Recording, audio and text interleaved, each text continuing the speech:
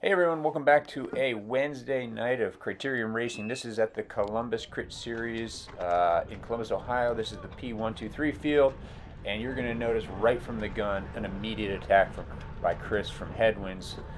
Tim on our team quickly marked that. We kind of thought this move might happen right from the gun, and we really wanted Tim to be into that move. This is, of course, prone to a breakaway that'll lap the field. Last week I was in the move that actually lapped the field with a teammate, Luke. And you can see I'm going to let this go. There looks like about 5 guys are up the road. Here goes number 6. Here's teammate Aaron. And in this video, we're going to talk a lot about the teamwork that we employed to help position Tim and our team the best we could for the win. So we're going to kind of let this move go and see if it'll be the move that forms that breakaway that will eventually lap the field. So what we're going to look to do is kind of control this main group. We're going to cover anything that bridges. And otherwise, we're going to set a tempo that kind of allows that move to get up the road. You see, they have a gap. They don't have a full gap. Again, here we are. I'm sitting on Aaron's wheel, and we're just kind of marking things.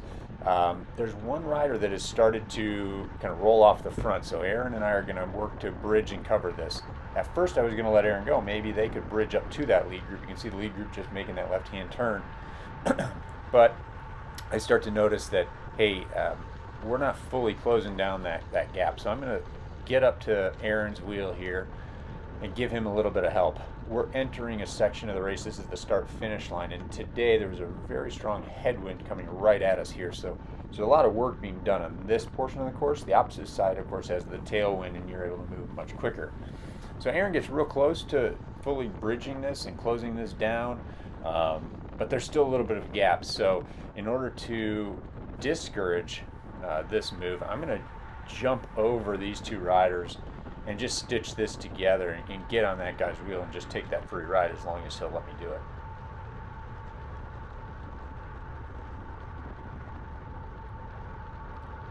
And again, you see that break. They're working and they're almost away, but if I don't cover this move and work to discourage this group, set a different tempo, we may have a couple other riders slide up to that group, and I don't want that. All right, so we've got everybody back together. This guy decides again he wants to try and attack. He's not fully satisfied with staying in the group. Aaron's quick and in great position to respond to that. I'm able to respond and stay right with Aaron. So Aaron and I just positioned ourselves near the front of this group the entire time so that we could monitor and mark any moves and or accelerations that went up the road.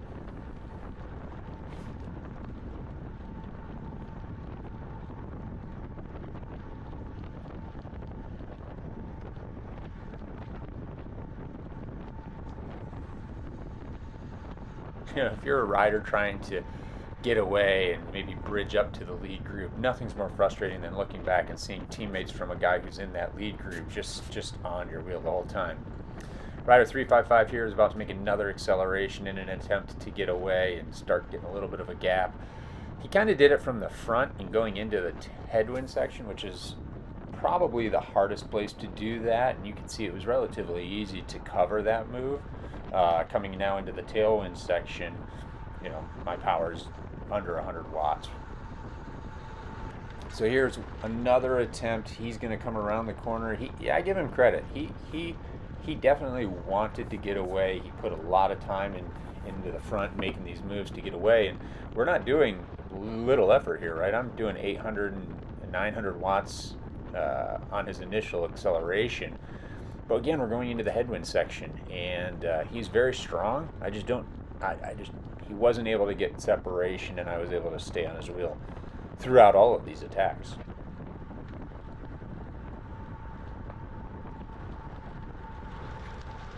All right, so now the lead group has lapped the field. So this is the lead group coming back around. I'm going to holler at Aaron that says, hey, let's go.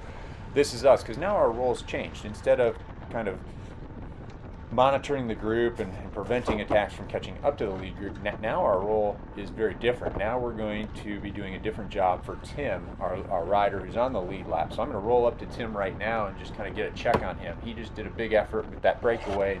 I want to see how he's feeling, and he tells me he's feeling absolutely great. So Now what we're going to be looking to do is cover attacks. Now, you see the rider on the right-hand side here. He's on the lead group and he attacks right away. He doesn't want the group to swell together, because then Tim on our team has two teammates around him. So he's going to attack hoping to create another separation where it's going to be, individuals against individuals. But Tim was quick to respond, and really that's his job, is not to let anybody in the lead group go. And then I was able to stay right there too. Now, I'm going to say enough of those attacks, so I'm going to roll to the front. What Aaron and I have the ability to do in this moment is get to the front, allow Tim an opportunity to be sheltered and recover, and we're just going to set a pretty decent tempo. By setting that tempo, we're going to discourage people from attacking. So here's Aaron on the front, and we were just rotating for about 25 laps.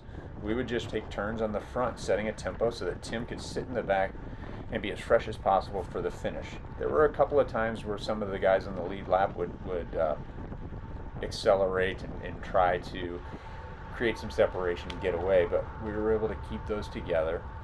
Eventually, one of the teammates for Headwind Cycling Club came to the front and also did some rotations with us, and we did this for about 25 laps. Here's another attack on the right hand side by a guy on the lead lap. Tim very quickly is on that. If Tim isn't paying attention to those moves, another break could form. So he did a great job by being sheltered by us to be able to mark that, cover that very quickly. And you'll see it's strung out right here. We're going pretty fast coming into the tailwind section. This guy wanted to try to create that separation. He doesn't like the fact that, there are teammates working for guys that are on the lead lap, as he was a solo rider. And it was a smart decision by him. But it didn't really go very far, and Tim was too strong and not able to, just stay on that wheel.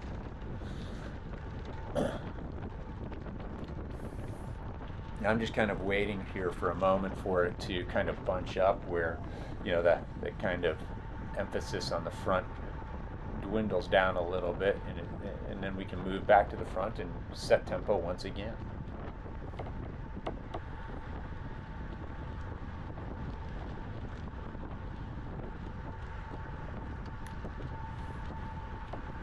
And here it is.